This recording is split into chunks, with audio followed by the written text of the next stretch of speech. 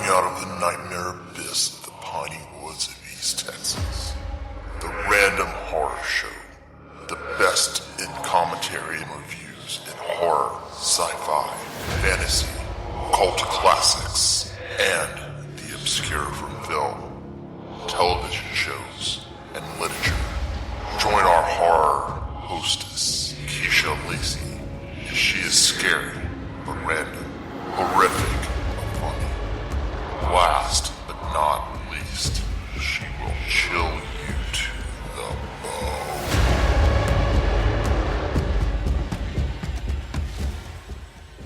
Welcome back to the Random Horror Show. I am your horror hostess, Keisha Lacey, coming straight out of the Iron Pine Curtain, better known as East Texas. It's during spooky season, and thank you all for joining me with this lovely commentary and review over Terrifier 3. I promised y'all that right there. Now, of course, here at the Random Horror Show, we commentate being silly and random and everything else in horror, science fiction, fantasy, classics, and the obscure, in movies, television shows, literature, and our wonderful guests that chopping it up with yours truly. Oh, y'all, I really love Terrifier 3, and this is the sequel of the continuation story of Sienna, or Sierra Mist as I call her, and Jonathan.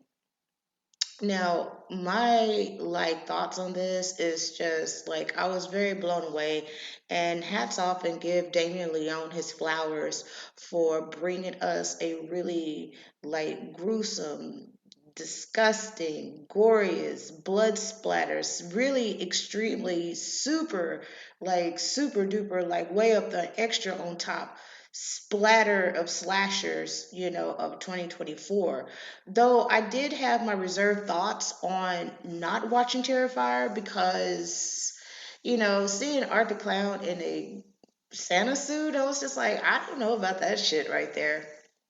But I was like, you know what? Let me go hit up and watch Terrifier, which of course has been reportedly have made over its budget thanks to a half a million of marketing and just the love for Art the Clown. And Art the Clown is one of those clowns that I was just like, I don't want to watch no damn clown shit. I hate Ronald McDonald. I had a I had a moment with Ronald McDonald when I was 10. My grandma made me and my cousin, you know, pose with on Ronald McDonald's lap, knowing good and well I was very uncomfortable of sitting in some grown ass man lap at 10 years old. And I can't find the picture, but there is me sitting on the lap with my cousin. My cousin, she was just comfortable with it.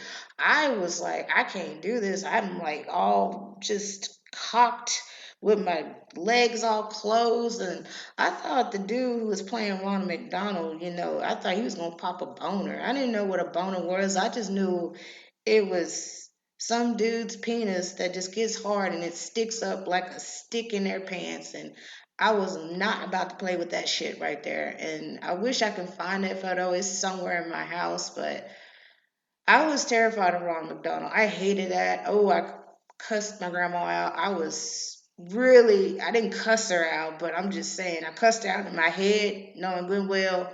But I did talk that yayo shit and being smart ass with her because I was not feeling taking a photo with Ronald McDonald. And they used to have those um, where you can meet Ronald McDonald and all the kids sit on this lap and take a picture and think it's cute. It wasn't cute to me at 10 years old. And I started, I had going through puberty and stuff. That shit made me feel some type of fucking way though. But Art has really won my heart. It took me a long time to warm up to him, but I really like the style of Art. I really, really do. Let's go right on in and dive with Terrifier 3 on my thoughts, my commentary, because I'm just saying, I was like, wow, I'm just totally shooketh. And of course, thank you to my daughter who literally put me on art, but the way how she described art, because she's seen the first movie, it wasn't Terrifier, it was a different title. But she told me one part that he cut this girl from the coochie, and I was like, I don't want to watch no clown sitting there cutting some chick up from her poom poom, her kitty cat, her coochie and stuff like that. That sounds awful. That's the mom in me. I was like, that sounds awful. I don't want to watch nothing like that. That sounds crazy. But I'm glad she put me on game with Terrifier though. But Terrifier 3 just starts off with Sierra Mist, you know what I'm saying? It literally goes back like up into, like continuation on Terrifier 2. We see Art the Clown. He's just being art, art. And then he also has a nice little pal with him, which is like one of those like shocking, but I was like, holy crap, it's actually the young lady who survived his macabre and bloody terror in the first movie. She's now in a nut house, and I was like, oh, holy crap, I recognized her. And we also have like a cameo appearance by Chris Jericho, aka y'all might know him as Triple H, and he's also was in Blade 3 Trinity as a vampire. I got like really all excited. I was like, oh my God, he's still cute. I used to watch wrestling back in the day. I really did. And so I know who Triple H is. I mean, you can't miss him. He's really cute. But Art like shows up, boy, howdy, howdy, howdy. Oh, that was some crazy mess right there. And then he was on that subway, child, with that policeman's head. I said, Lord, have mercy. But they go to this house. And I guess this is like Art's like little hideout. Kind of reminds you of like Nightmare on Elm Street, Freddy Krueger, you know what I'm saying? Nancy's old house. And him and old girl, they was just chilling. So now it's been like 5 years, and now Art is like, well, fuck it, let's go out and go play. And then we see Sierra Mist. Sierra Mist is in the hospital. She's getting out. I mean, that's 5 long years. She was in high school when Art came and like slaughtered her friends, her family, her mama and stuff. Man, the mashed potato scene in Terrifier 2 was nuts right there. So Sierra Mist, she is literally trying to pick up the pieces, but she still have this gnawing, in her gut feeling that Art is going to be back sometime soon. Now we're going to like move on because her brother, on the other hand, has went to college and getting that higher education. It's a mind is a terrible thing to waste and stuff. So he is, we look at him. He's like, oh, he's doing great. He's got this chick that keeps like pressing up on him to do an interview, which is his roommate's like girl, little booty buddy, little side piece, all of that right there. But she keeps like pressing up on Jonathan, and Jonathan's like, no, hell no, I'm not gonna do this. I'm not gonna do this interview for your rinky dink ass podcast because it's just too many memories. It's too much. It's too gruesome. I've been through some hell. But I don't blame him like that because he set a really good boundary for himself. What Sierra missed, she goes to her aunt and uncle house, and her uncle cute though. He got them big old ears and everything. I was like, oh man, I'm not a big ear person, but I was like, shoot, her uncle cute. What's his name?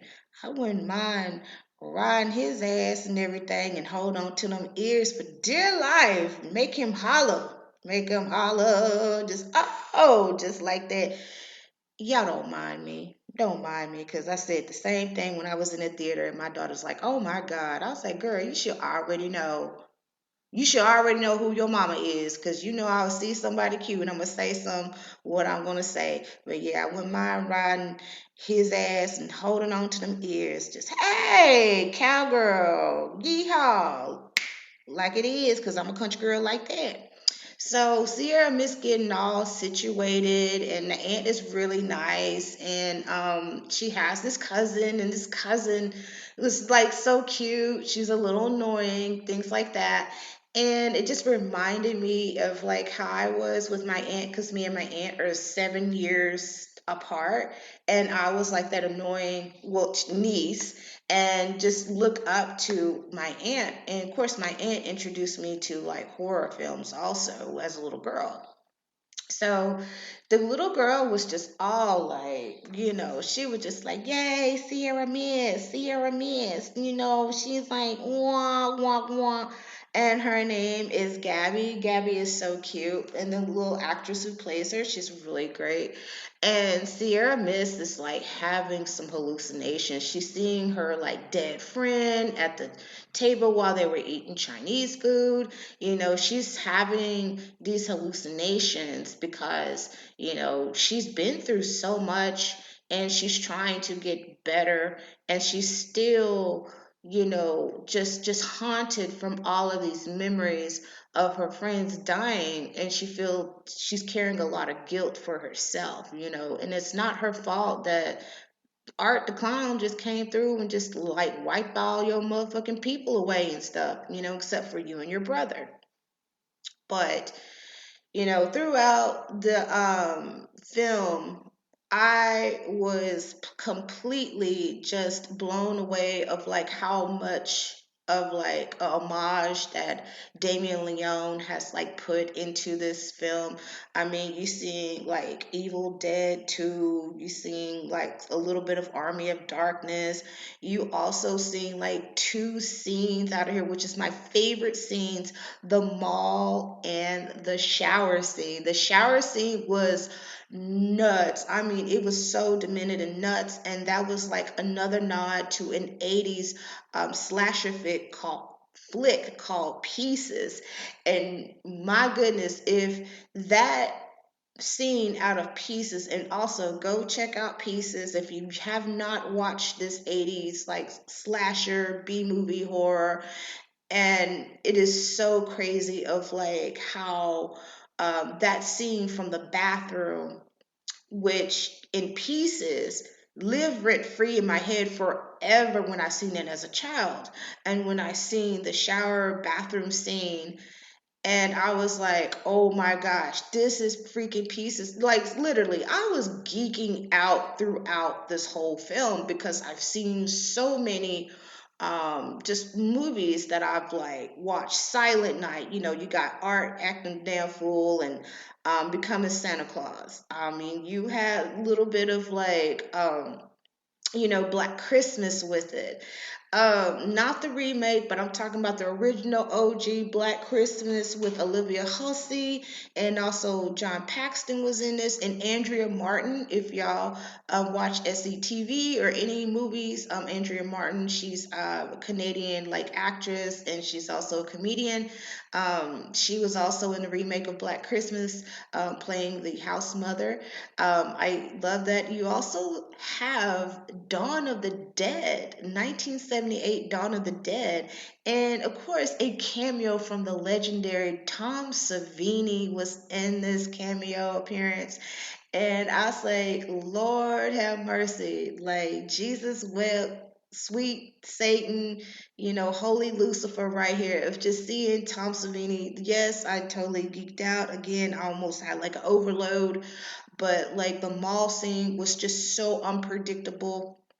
You see Sierra Mist, how her anxiety, and she felt like she was imagining things, but she knew she wasn't imagining things. She's just like, am I going crazy, or am I literally seeing Art the Clown at this mall while we're going shopping? Um, Dad right there was just playing it so cool and so crisp of like how diabolical that Art the Clown can be in these type of situations. You think that he's just going out and just doing his molly whopping ass thing, but Art does have a plan. He plans perfectly. He's very meticulous. And he also is the art. He is an artist of what he is doing. This is how like so cold that Art is, that he is actually a like really amazing performer, artist, everything. Call him Ye, just like Kanye West did.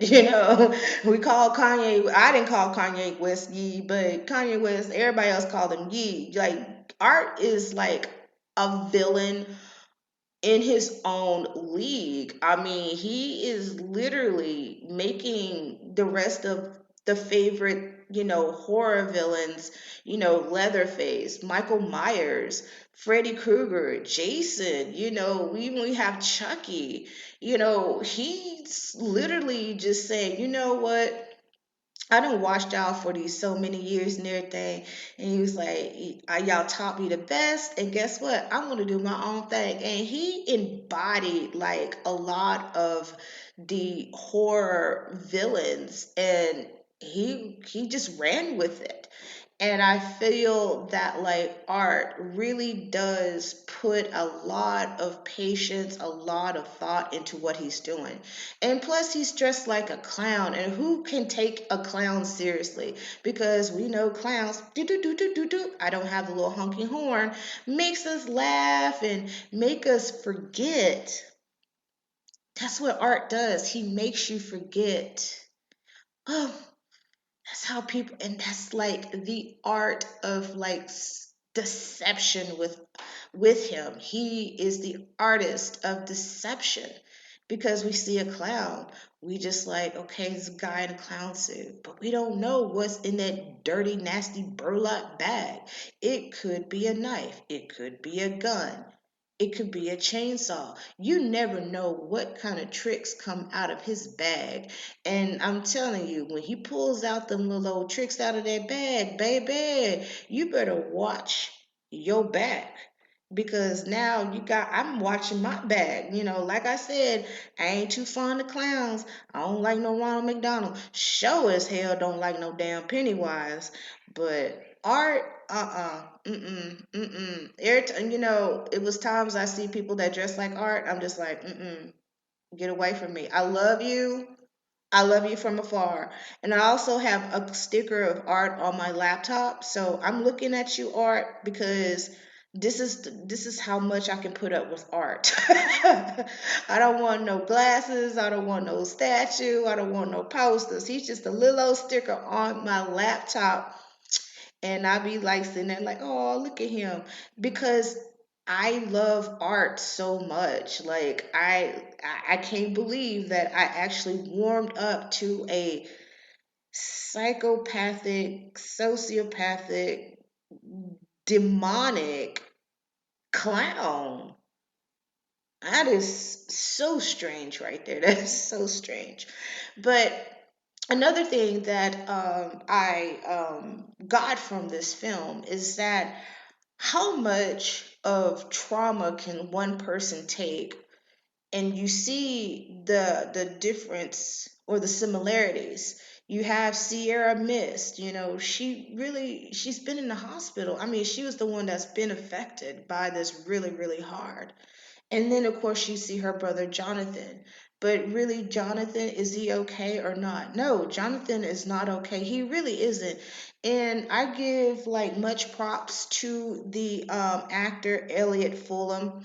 And also, you can catch him like What's Under the Bed with Dax. He's on YouTube, and Dax does a great interview with Elliot. You go check that out. And also, Dax did you know, uh, an interview with Clint Howard, and Clint Howard cameo is in here.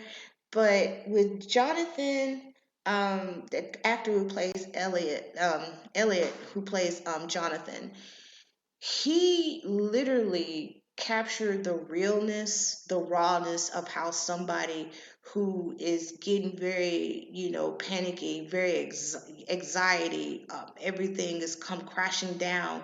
His hands shake while he's opening up the pills. He's taking the pills. He's having a nervous breakdown. In that moment when he had that nervous breakdown, that's where I wanted to just give him a hug, and my heart was just beating for him, and also for Sierra Mist too. And because it's something that is very close to home, the way how he just ripped and shredded his dorm room, I was I was like, this poor boy. And then I was like, this poor girl, they've been through so much.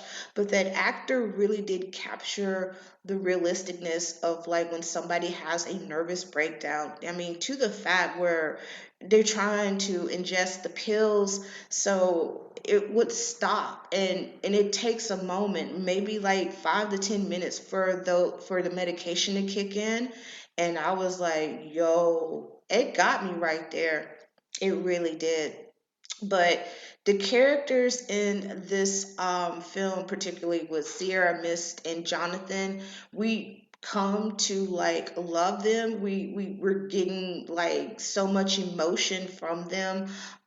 We getting some good gripping acting right here. And I noticed that like with the actress who plays Sierra Mist, or Sienna, Lauren Lavera, she's actually a stunt woman.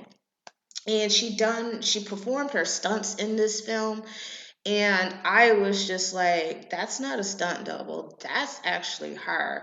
And I did not know that. And kudos for her, because like stunts are really hard. And for her to like not only do two jobs of like acting, especially within the scenes of her and Art and the crazy ass chick from the first movie, just really just going at it. Uh, she really played her part. I feel that like she has grew from the second movie to this third movie to like really how we see her just mostly just kind of annoying, but we're just like warming up to her.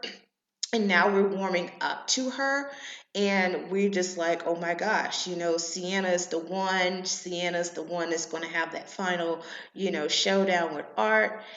And not to give so much spoilers and everything, but it was a part in this film that I was about to cry.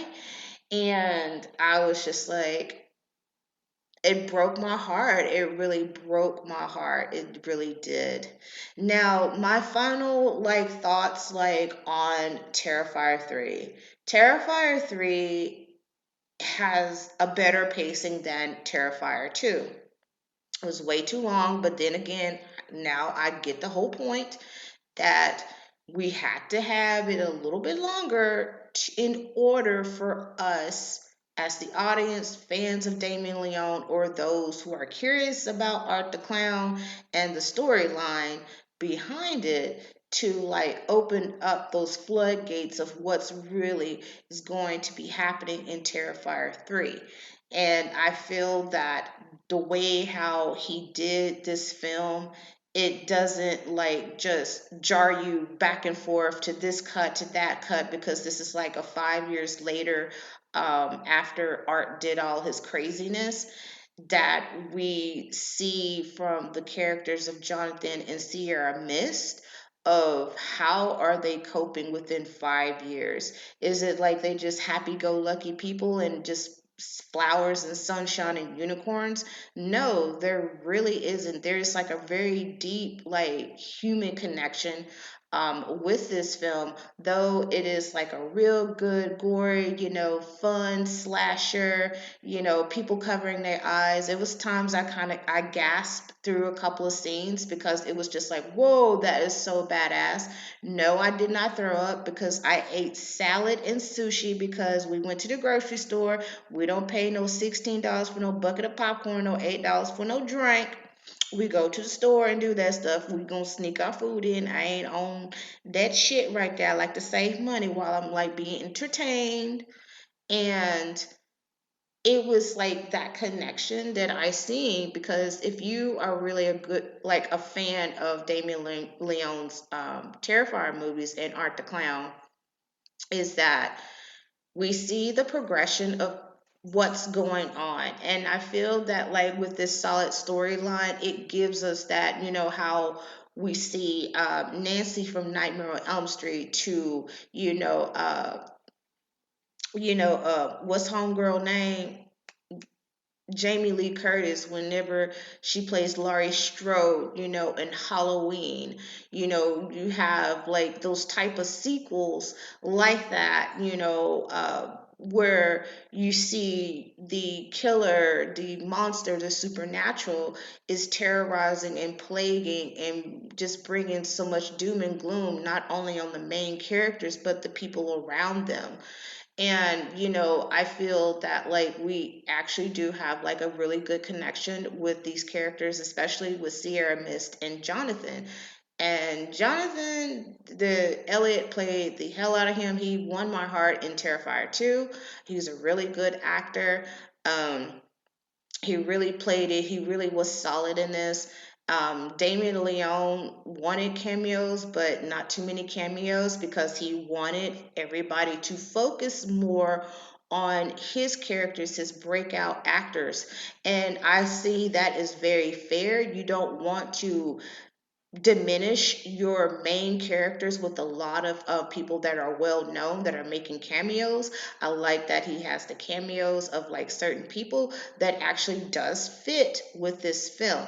And also a big ass shout out to him because he used nothing but practical effects. And he did not do no CGIs or nothing like that. And I'm a huge fan of practical effects. Of course, he had to put in Tom Savini in this right here, and just for him, just not only just Tom Savini, we got to recognize like Rob Bottin with The Thing, 1982's The Thing.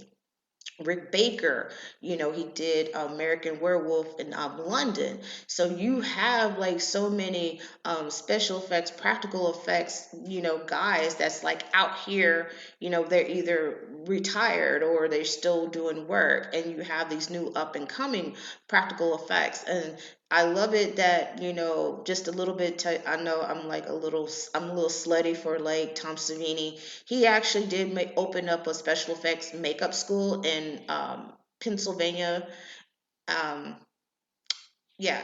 What is it like? Where is he from? Like Pittsburgh. So that's his hometown. So he was like, I'm giving back, and I want people that have their dreams of becoming, doing special effects and things like that and practical effects. And he opened up a school years ago.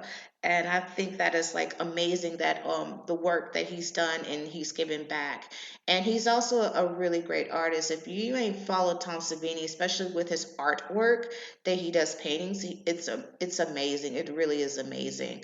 But with Damien Leone, I feel that like he didn't expect how big this grew, and he actually put a lot of time creating the character Art the Clown. He wanted Art the Clown to be an entity of its own and not have like a relevance of like, oh, he's like this person or he's like Freddy Krueger or whatever like that. It's like he just took like some of the pieces from those supernatural villains and like literally created this universe, this whole character of his own. And you got to like literally give Damien Leone his flowers for that. And he did not even realize like how much that it has blew up. And this started from a very small um amount of money that he did his first movie, and it just grew. And so for independent filmmakers in horror subgenres or whatever like that, do not like sit there and give up on filmmaking because he did not. Please, do your craft, hone your craft. This is like just a big huge like influence, and like just letting y'all know that look at Damien, what he did from a small rinky dink shoestring budget. And there's many other uh, filmmakers that do shoestring budgets or a little amount of money that they make their films because they want to entertain people. They want to make people happy. And that's what Damien did. He made people happy. He really did. And even those who are curious about Terrifier or Art the Clown or anything in this universe, He was like, hey, if it's for you, it's for you. If it's not for you, that's okay. And he's not going to be pressed about anything. If you don't like it, you just don't like it. He's not going to get all upset because to him, this is his baby, his work of art, his passion. He's like, I got to do what I got to do. He wants to do this because he feel like he has the need to do it. But he really did do the damn thing. And thank you, Damien Leone, for that. I hope you have heard me about the pacing of like Terrifier 2, because that was too long. But hey, you know what? You corrected it. You made sure, like, you know what? I'm gonna put out a banger, and he did. And very proud of his work and very proud of him. And even though he don't know me, Damien, thank you for just putting out Art the Clown, and you made me a believer in Art the Clown. And I hate clowns so fucking much, but this one right here, he got my heart. Well, anyways, that is enough of my thoughts, and thank you so much for joining me with this commentary and this review on Terrifier. And I'm gonna say it like this: it is actually a 12. I love it. I really do. It's a really great film of horror of 2024. Same way with The Substance; those movies really, The Substance and this one really surprised me, because I was just kind of losing some faith on horror of this year. But I'm glad I went to go see it with my daughter, and shout out to her for putting me on this plug with Art the Clown. And of course, you can follow me on Instagram, Facebook, now on YouTube and TikTok. And I'm Keisha Lacey. And y'all have a great Halloween weekend. Make sure you look over your back. Don't be in the mall. And if you have not checked out Spooky Reads, I have like a really great one with Matt Michelli with A Halloween Story 2, stepping in for him because he got lost playing his own game, 2 minutes with the devil. So just letting y'all know what's going on. But enjoy the last segment of Spooky Reads, and coming back next year with Spooky Reads. But you enjoy this one. This is one of my favorites. And again, this is the Random Horror Show.